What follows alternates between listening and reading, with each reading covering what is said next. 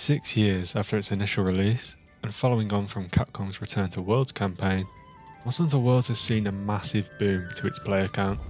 Me included, many players have flocked back to the game, with Sunbreak's content cycle now at its end, with the upcoming entry to the series, Monster Hunter Wilds, recently being announced. It's been great seeing everyone pick the game back up over the past few weeks. Some of my favourite creators have dove straight back in, such as Deer Gamer and the Team Darkside guys. Smaller channels have made their way onto my homepage, including Alex Sucks Games' Road to Fatalis series, which recently concluded. Congratulations, by the way, if you happen to see this. And of course, it's a pleasure seeing the new players getting stuck into a fantastic series for the first time. I'm looking at you, Asman.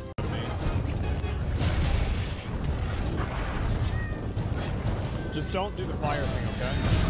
Okay, good. No.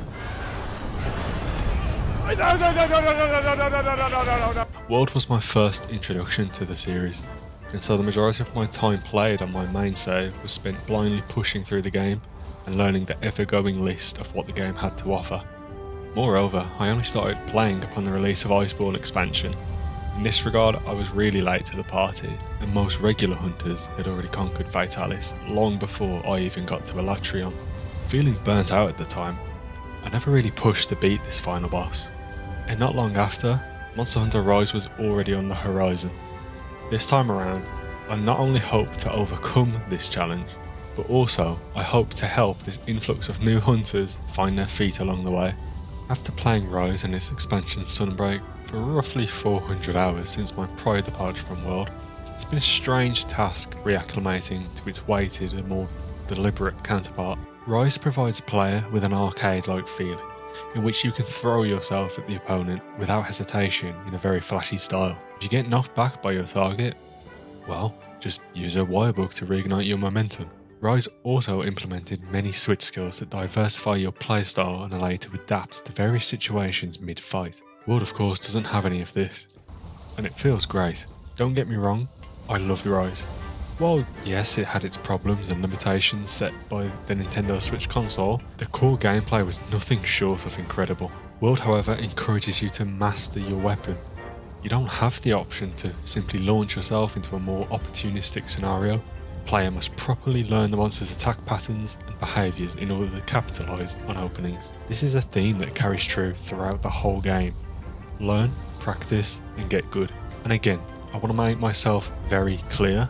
While Monster Hunter Rise also follows these same principles, the abundance of techniques at the player's disposal gives Rise a drastically different feeling, with fans of the series seemingly in disagreement if it dilutes or adds complexity to the game. And maybe this is simply just a difference in opinion. I'm sure after putting another few hundred hours into World, I will most likely once again return to Rise to re-experience the game and be blown away. Let me know your thoughts on this in the comment section below. We're really interested to see if we have much difference in opinion. Anyway, I digress. As of time of recording, I've just slain Valkana, and now I'm progressing forward towards Shara Shvalda. I want to ensure I'm playing through the game thoroughly in order to experience the full extent of what the game has to offer. This is something I'd certainly recommend to new hunters. Take your time with the game, take breaks. There's a lot of content to get through, hundreds of hours, so try not to get burnt out so soon. Ultimately, this is your decision.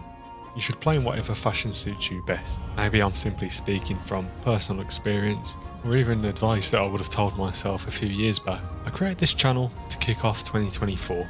A New Year's resolution, I suppose. However, it could be nothing more than an impulsive idea. Either way, I tend to use this channel as a vehicle to document my progress towards the goal. So make sure to subscribe and stick around to see how I get on. Likewise, it would be great to have some of you assist me in this journey. I might even bump into some of you by sheer coincidence. And make sure to send over your guild cards if you see me. I'd like for these videos to serve as entertainment for existing players, but also educational in a sense for the less knowledgeable. After all, these are the sort of videos I was watching daily some time ago. Let me know any ideas you have regarding this, or what you'd like to see. I mean, hey, maybe you're the only person who will even see this video.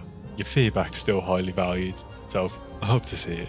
Now, instead of wrapping up this video here, I thought why not jump straight into the purpose of this series and take on the next monster between me and Fatalis.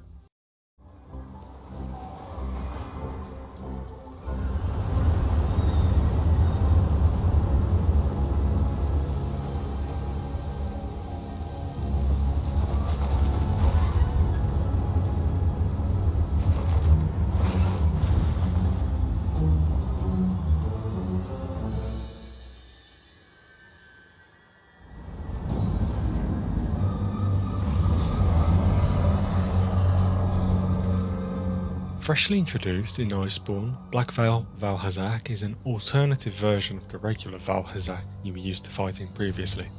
Its body is covered in toxic spores, so much so that the dragon has been rendered blind, only attacking the hunter when provoked as a result. You'd half expect to see this decrepit foe in the Caelid region of Elden Ring, where it continuously emits poisonous rot, which is escalated throughout the hunt. Black Veil uses effluvium to attack, track, and infect the flora and fauna surrounding it, inevitably transforming nearby lands into its ideal habitat. So, two primary components make up this fight. One is of course the effluvium status effect the dragon will continuously infect you with. Falling victim to this status effect will significantly reduce your maximum health, with it only returning upon consuming a nullberry or using a cleanse booster.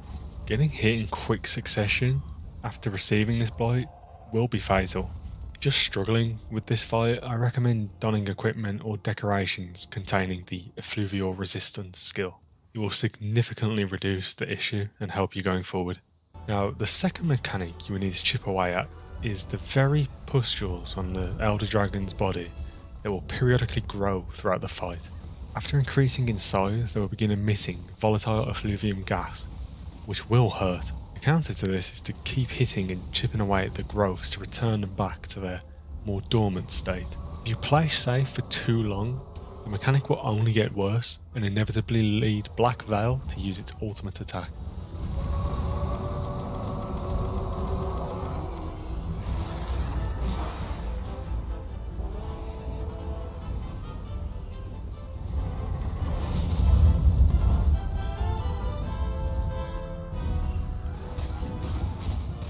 And there we have it. I haven't fought this monster in a very long time, and I remember struggling so much and constantly popping SOS flares hoping someone would save me from the nightmare. All these years later, however, I beat it on my first try. Not to say it was easy though. I suffered 2 carts pretty early on into the fight, mainly due to the fact that I forgot how deadly its combination potential was. It just goes to show that knowledge of the game drastically increases your ability to successfully complete hunts. Hopefully this video has helped you in that sense and will aid you to take it down as well. As mentioned, this is the first video of hopefully many on the channel. I really don't know how I expected this video to turn out, but overall it was actually really fun to make, and I hope you all enjoyed it. In any case, I want to thank you all for watching and hopefully see you in episode 2 of this series.